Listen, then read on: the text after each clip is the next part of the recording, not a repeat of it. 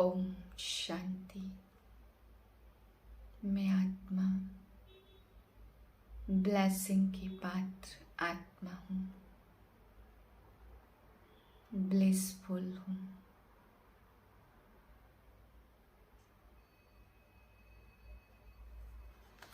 ओम शांति। आज बाबा देह अभिमान के ऊपर समझाते।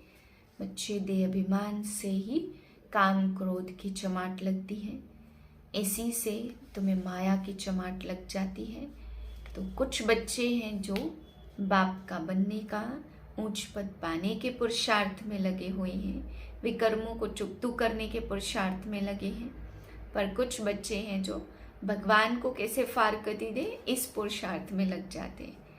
तो बाबा कहते हैं बाप के पास दो तरह के पुरुषार्थी बच्चे हैं। फिर बाबा समझाते कि तुम बच्चों को देह अभिमान में नहीं आना है, आत्म अभिमानी बनना है। पिछाड़ी तक बाबा कहते कर्म भोग आता रहेगा। इसका हिसाब किताब चुकतू करने के लिए कभी भी मनमत नहीं चलानी है। मनमत चलाएंगे तो फिर वही रेस्पॉन्सिबल रहेंगे। अगर बाप की श्रीमत लेकर के चलते हैं तो बाप आपका रेस्पॉन्सिबल है। फिर बाबा कहते नहीं चलते तो फिर धर्मराज भी है। तो विकर्मों को चुकतू करने के बजाय और ही बढ़ाते हैं तो फिर धर्मराज सारा हिसाब लेगा। 9/11/2023 के महावाक्य हैं। मीठे बच्चे, देह अभिमान में आने के से ही माया की चमाट लगती है। आत्माभिमानी रहो तो बाप की हर श्रीमत का पालन कर सकेंगे। प्रश्न है, बाप के पास दो प्रकार के पुरुषार्थी बच्चे हैं, वह कौन से? उत्तर है, एक बच्चे हैं जो बाप से पूरा वर्षा लेने का पुरुषार्थ करते, हर कदम पर बाप की राय लेते हैं। दूसरे फिर ऐसे बच्चे हैं जो फारकती देने का पुरुषार्थ करते हैं। कोई है जो दुख से छूटने के लिए बाप को बहुत याद करते हैं। कोई है फिर दुख में फंसना चाहते हैं। यह भी वंडर है ना। गीत है, महफिल में जल उठी शमा। बच्चों ने गीत बहुत बार सुना है, नए सिर फिर सुनते हैं। जबकि बाप आते हैं तो आकर अपना परिचय देते हैं। बच्चों को परिचय मिला हुआ है, जानते हैं अभी हम बेहद के माता पिता की संतान बने हैं। जरूर मनुष्य सृष्टि का रचयिता माता पिता होगा ना, परंतु माया ने मनुष्यों की बुद्धि बिल्कुल डल हेड कर दी है। इतनी साधारण बात बुद्धि में बैठती नहीं है। सभी कहते हैं हमको भगवान ने पैदा किया है तो जरूर माता पिता होंगे। भक्ति मार्ग में याद भी करते हैं। हर धर्म वाले गॉड फादर को जरूर याद करते। भक्त खुद तो भगवान हो नहीं सकते, भक्त भगवान की बंदगी साधना करते। गॉड फादर तो जरूर सबका एक ही होगा, अर्थात सभी आत्माओं का फादर एक है। सभी जिस्मों का फादर एक हो नहीं सकता। वह तो अनेक फादर हैं। वह जिस्मानी फादर होते हुए भी हे ईश्वर कहकर याद करते हैं। बाप बैठ समझाते हैं, मनुष्य बेसमझ हैं जो बाप का परिचय ही भूल जाते हैं। तुम जानते हो स्वर्ग का रचयिता जरूर एक ही बाप है। अभी है कलयुग, जरूर कलयुग का विनाश होगा। प्रायः लोप अक्षर तो हर बात में आता है। बच्चे जानते हैं सतयुग अभी प्रायः लोप है। अच्छा, फिर प्रश्न उठता है, सतयुग में उन्हों को यह पता होगा कि यह सतयुग प्रायः लोप हो जाएगा, फिर त्रेता होगा? नहीं, वहां तो उस नॉलेज की दरकार ही नहीं है। यह बातें किसकी भी बुद्धि में नहीं है। सृष्टि का चक्र कैसे फिरता, हमारा पारलौकिक बाप कैसे है, कौन है, यह तुम बच्चे ही जानते हो। मनुष्य गाते हैं तुम माता पिता हम बालक तेरे, परंतु जानते नहीं तो कहना भी न कहने के बराबर हो जाता। बाप को भूल गए हैं, इसलिए आरफन बन पड़े हैं। बाप हर बात समझाते, श्रीमत पर कदम कदम चलो, नहीं तो कोई समय माया बड़ा धोखा देगी। माया है ही धोखेबाज, माया से लिबरेट करना यह बाप का ही काम है। रावण तो है ही दुख देने वाला, बाप है सुख देने वाला। इन बातों को समझ नहीं सकते, वह तो समझते हैं दुख सुख सब भगवान ही देते हैं। बाप समझाते, मनुष्य दुखी बनने के लिए शादियों में कितना खर्चा करते हैं। जो पवित्र पौधे हैं उनको अपवित्र बनाने का पुरुषार्थ किया जाता, यह भी तुम समझ सकते हो, दुनिया नहीं समझती। यह विषय सागर में डूबने के लिए कितनी सेरेमनी करते हैं। उन्हों को पता नहीं है कि सतयुग में यह विष विकार होता नहीं है। वह है क्षीर सागर, इसको विषय सागर कहा जाता है। वह है संपूर्ण निर्विकारी दुनिया। बल त्रेता में 2 कला कम हो जाती तो भी उनको संपूर्ण निर्विकारी दुनिया कहेंगे। वहां विकार हो नहीं सकते, क्योंकि रावण राज्य शुरू से ही द्वापर में होता।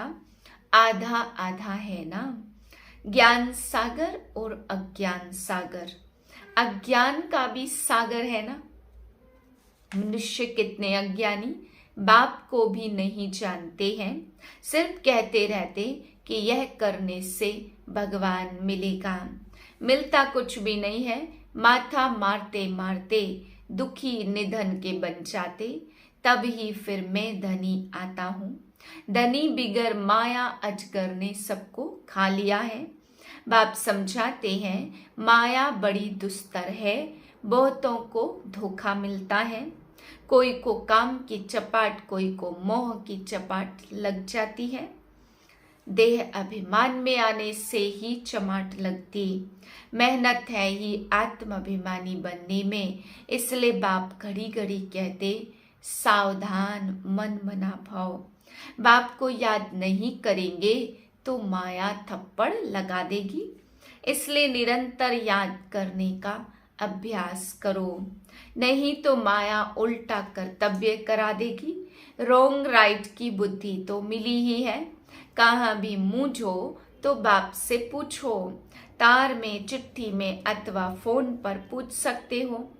फोन सवेरे सवेरे झट मिल सकता है, क्योंकि उस समय सिवाय तुम्हारे बाकी सब सोए रहते हैं, तो तुम्हें फोन पर पूछ सकते हो। दिन प्रतिदिन फोन आदि की आवाज भी सुधारते रहते हैं, परंतु गवर्नमेंट है गरीब तो खर्चा भी ऐसे ही करती है। इस समय तो सब जड़ जड़ीभूत अवस्था वाले तमो प्रधान है, फिर भी खास भारतवासियों को रजो और तमोगुणी क्यों कहा जाता है? क्योंकि यही सबसे ज्यादा सतो प्रधान थे।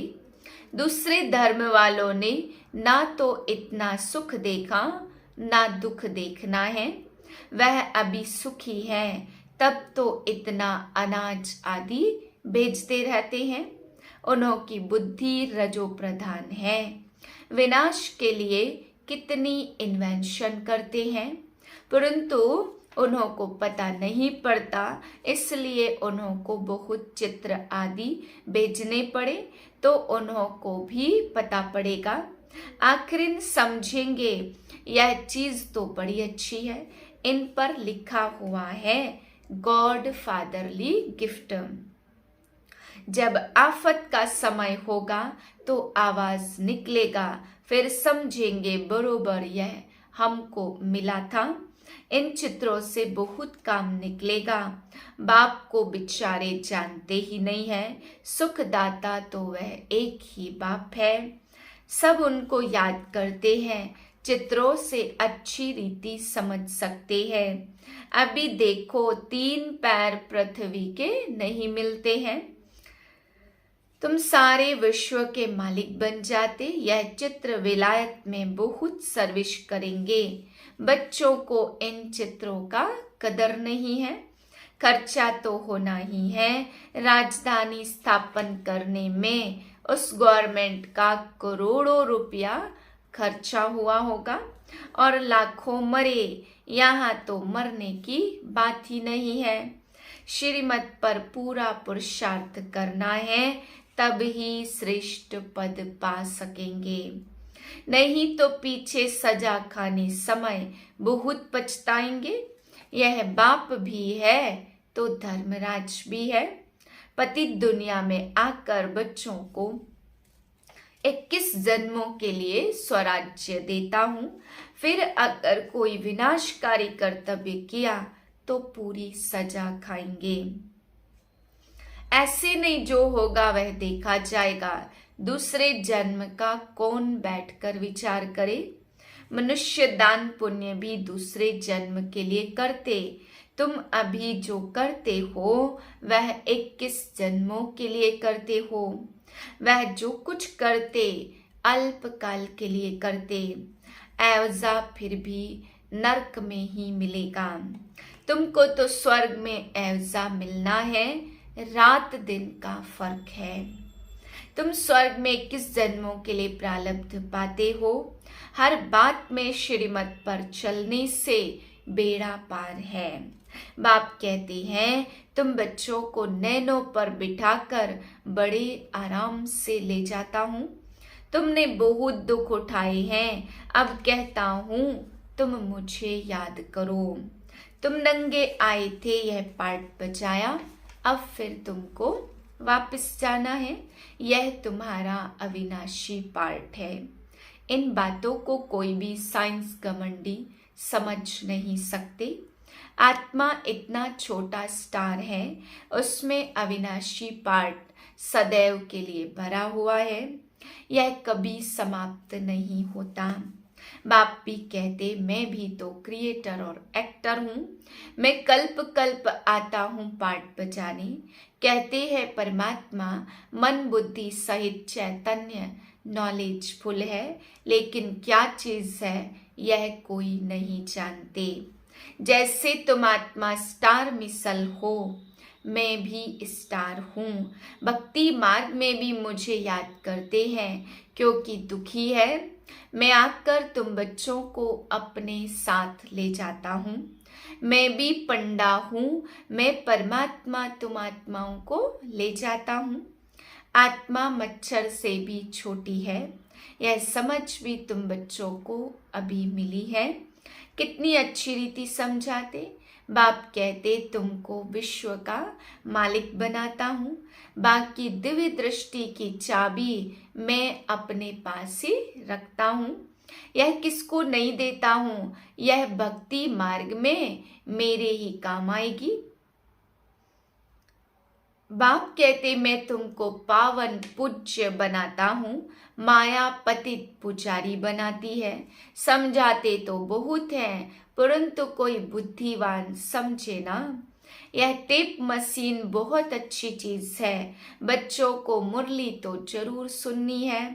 बहुत से किलदे बच्चे हैं, बाबा को बांधेली गोपिकाओं पर बहुत तरस पड़ता। बाबा की मुरली सुनकर बहुत खुश होंगे। बच्चों की खुशी के लिए क्या नहीं करना चाहिए। बाबा को रात दिन गांव की गोपिकाओं का ख्याल रहता। नींद भी फिट जाती है। क्या युक्ति रचे, कैसे बच्चे दुख से छूटे। कोई तो फिर दुख में फंसने के लिए भी तैयारी करते हैं। कोई तो पुरुषार्थ करते वर्षा लेने का, तो कोई फिर फारकती देने का भी पुरुषार्थ करते हैं। दुनिया तो आजकल बहुत खराब है। कोई बच्चे तो बाप को मारने में भी देरी नहीं करते।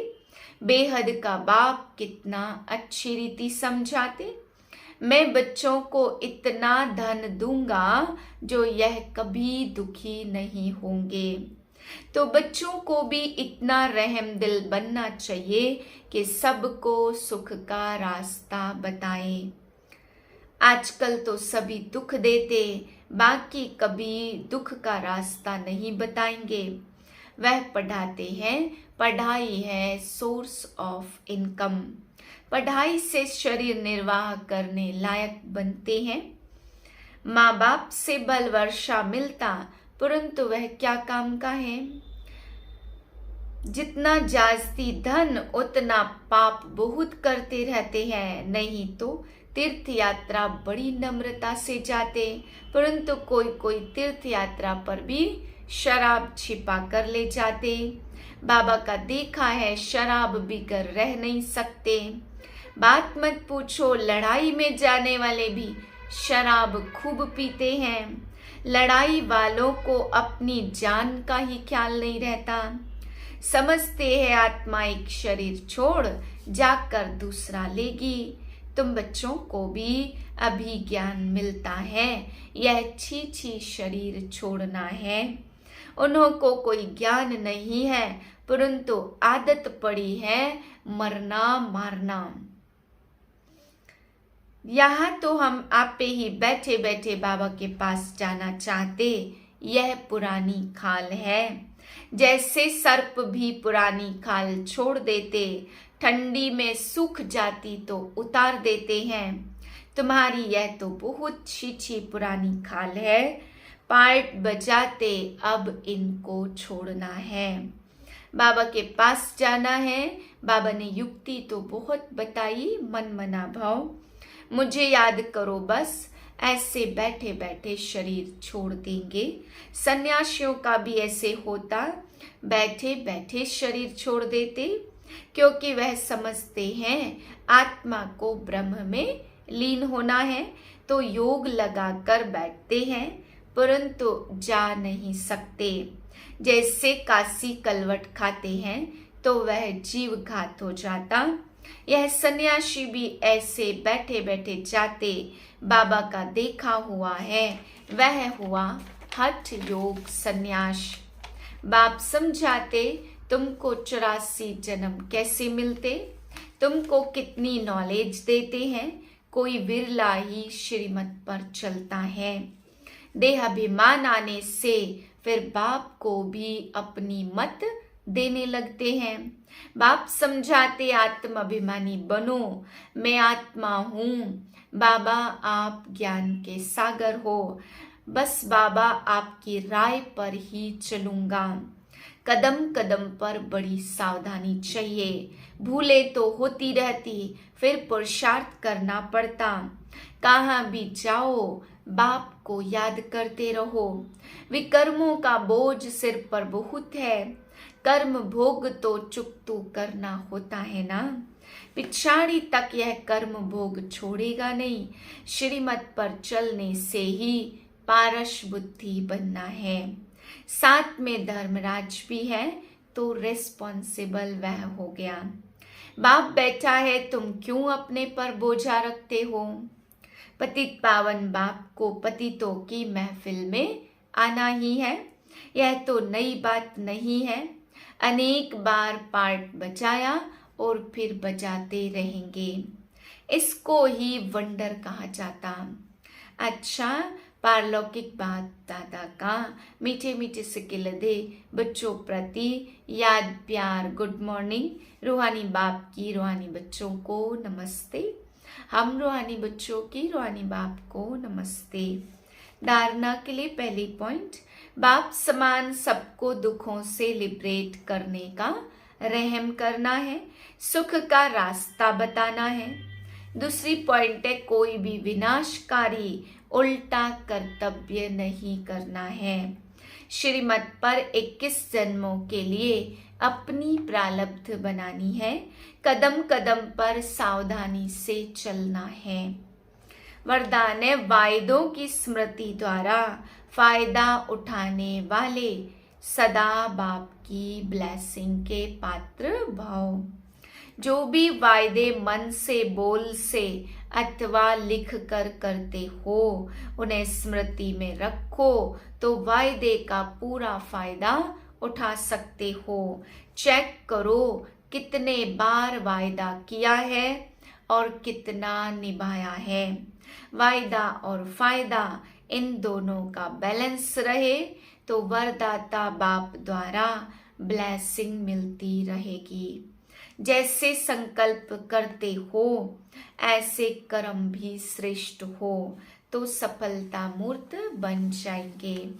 स्लोगन है, स्वयं को ऐसा दिव्य आईना बनाओ जिसमें बाप ही दिखाई दे, तब कहेंगे सच्ची सेवा। ओम शांति।